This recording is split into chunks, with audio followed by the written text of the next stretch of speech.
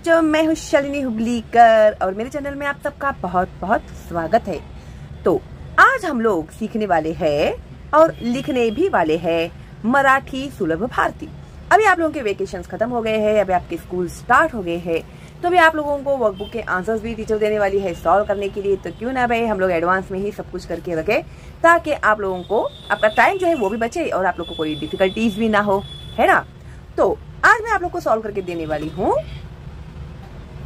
मराठी सुलभ भारती इयत्ता 5वीं में की ये जो सबसे पहली आप लोगों की कविता है नाच रे मोरा। तो इसका एक्सप्लेनेशन मैंने पूरा कर दिया है। अगर आपने नहीं देखा है ना तो प्लीज सबसे पहले इसका एक्सप्लेनेशन देखिएगा, फिर इसके क्वेश्चन एंड आंसर्स जो है टेक्स्ट बुक में के वर्कबुक में के क्वेश्चन एंड आंसर्स आज मैं आप लोगों को बताने जा रही हूँ विथ एक्सप्लेनेशन। ओके, तो चलो शुरू करते हैं वर्कबुक के क्वेश्चन एंड आंसर्स। एक, नाच रे मोरा स्वाध्याय।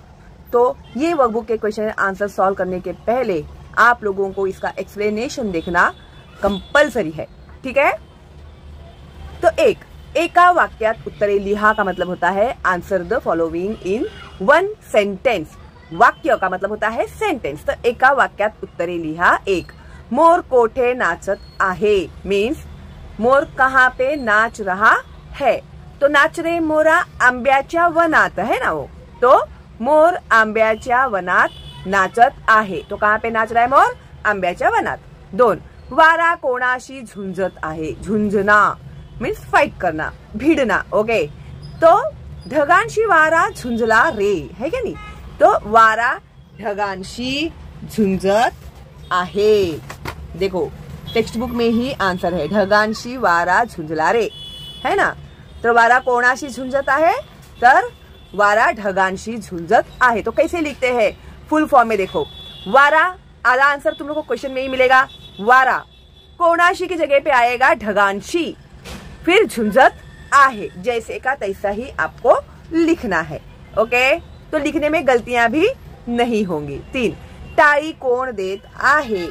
तो टाळी कोण देत आहे? वीज देते टाळी। आता तुझी पाळी, वीज देते टाळी। तर टाळी कोण देत आहे? तर टाळी वीज देत आहे।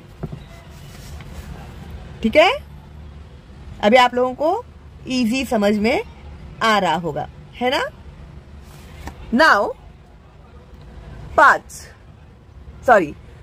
4, कोणाची इरली भिजली आहे। इरली याने तर कोणाची इरली भिजली आहे? झाडांची इरली भिजली आहे। तळ्यात कोण नाचत आहे? तळ्यात पावसाचे थेंब नाचत आहे। थेंब थेंब तळ्यात नाचती रे। तर तळ्यात कोण नाचत आहे? तर पावसाचे थेंब नाचत आहेत। 6, पावसाची रिमझिम थांबल्यावर कोणाची जोडी जमली। तर पावसाची रिमझिम थांबल्यावर मोराची व मुलीची जोडी जमली। यहाँ पर दिखाया है ना, तुझी माझी जोडी जमली रे, तर मोराची आणि मुलीची जोडी जमली। 7, पिसारा फुलवून कोण नाचत आहे। उत्तर, पिसारा फुलवून मोर नाचत आहे। 8, 7 रंगी कमान कोठे दिसत आहे।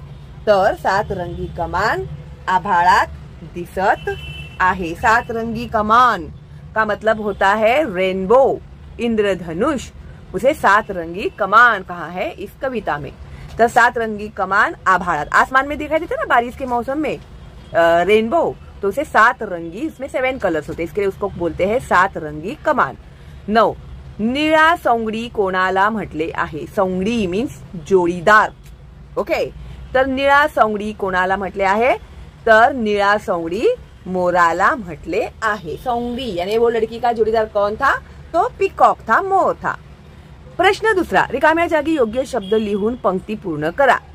अब ये जो कविता है, कविता में से ही आप लोग को वर्ड्स लिखने हैं। तो 1, ढगांशी वारा झुंजला रे। 2, झाडांची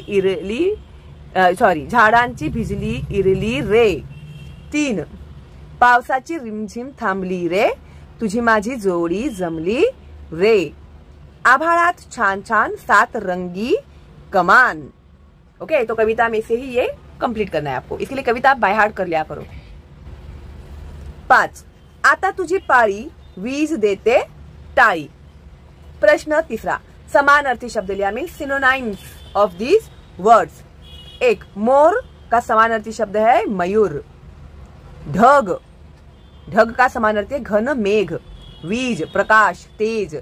झाड़, वृक्ष, तरु। ये आप लोगों को लिख लिख के निकालना पड़ेगा 5 टाइम, तो ये आपको लिखने के लिए आएगा। ठीक है, अगर आपको याद भी है आंसर लेकिन आप लोग उसे लिख नहीं पाओगे, इसके लिए बोल बोल के 5 टाइम लिख कर निकालो। ओके। 5, पाउस, पर्जन्य, वर्षा, रेन। ओके। पान, पर्ण, पल्लव, जो लीफ होता है वो। रेघ, रेशा, लाइन। आभाळ, नभ, आकाश। आभाळ मीन्स स्काई, नभ आकाश। तुम लोग है ना लिखते समय काना, मात्रा, वेलांटी, रफार इस सब में गलतियां होती है, इसके लिए मैं बोल रही हूँ तुम लोगों को कि आप लोगों को लिखने की प्रैक्टिस करनी ही चाहिए। अभी जैसे पाउस, पर्जन्य, पर्जन्य बोलने आ रहा है तुम लोग को, लेकिन तुम लोग अभी ये कैसे लिखे वो तुम लोगों को नहीं पता। तो वर्षा, वर्षा कैसे लिखे तुम लोग को नहीं पता। पर्ण, पल्लव, तो ल को ल कैसे जोड़ना वो भी कंफ्यूजन हो जाता है, इसके लिए लिखने की प्रैक्टिस करो। ओके। रेघ, रेशा, आभाळ, नभ, आकाश, वारा, पवन, हवा, वायु, कोई भी एक ही लिखना है आपको, जो इजी लगता है उसे याद कर लो। उसके बाद है वन, वन जंगल, फॉरेस्ट, रान, जंगल। ठीक है, कोई भी एक लिखेंगे तो चलेगा। उसके बाद है प्रश्न चौथा, शेवटचे अक्षर समान असणारे कवितेतील शब्द लिहा। शेवटचे अक्षर समान असणारे मीन्स राइमिंग वर्ड्स। ओके, तो अभी देखो यहाँ पर राइमिंग वर्ड्स है, झुंझला, पिंजला, पाई, टाई, झरली, इरली, नाऊ, गाऊ, है ना, ये सारे राइमिंग वर्ड्स। तो वही देख के तुम लोगों को यहाँ पर लिखना है। झुंझला, पिंजला, पाई, टाई, वारा, मोरा, झरली, इरली, नाऊ, गाऊ, नाचती, वाजती, तळ्यात, आभाळात, रेघात, दोघांत, छान, कमान, थांबली, जमली। ठीक है, तो इस तरह से तुम लोगों को ये लिखना है। ओके, एंड आई होप कि तुम लोगों को अभी अच्छे से ये समझ में आ गया होगा कि किस तरह से आप लोग वर्कबुक में आंसर्स लिखोगे। क्वेश्चन मैंने एक्सप्लेन कर दिए, आंसर्स भी मैंने एक्सप्लेन कर दिए हैं। ओके, फिर भी कोई डाउट है आप लोग को तो आप लोग मुझे कमेंट में पूछ सकते हैं। अगर कोई डाउट नहीं है तो एक थैंक्स तो मेरे लिए बनता ही है या नहीं। और हाँ, लाइक करना बिल्कुल भी मत भूलना। नए हैं आप मेरे चैनल पे तो प्लीज सब्सक्राइब कीजिए और बेल का आइकन टैप कीजिएगा। ओके, तो अगली वीडियो में मैं आप लोगों को देने वाली हूँ हत्तीचे चातुर्य के questions and answers with explanation. Okay, तो देखो भाई, अगर आप लोग रेगुलर मेरे चैनल देखोगे तो आप लोगों को टॉपर बनने से कोई रोक ही नहीं सकता। ओके, और ये बेसिक है, अगर बेस मजबूत होगा आपका तो आगे आप लोगों को पढ़ने में कोई भी प्रॉब्लम नहीं आएगा। ठीक है, तो चलो मिलते हैं अगली वीडियो में, तब तक के लिए all the best and bye bye.